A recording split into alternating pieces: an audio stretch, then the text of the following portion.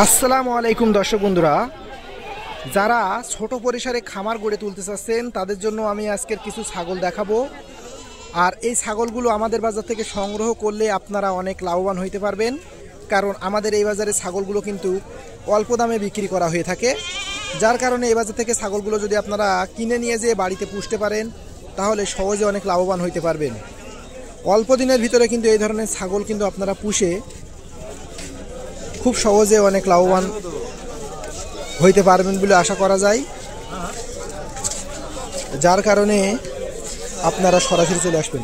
আর মাংসের জন্য যারা ছাগল কিনবেন তাদেরও কিন্তু এই বাজারে প্রচুর পরিমাণে ছাগল রয়েছে। কয়টা নিয়েছেন ভাই আজকে? কয়টা নিয়েছেন?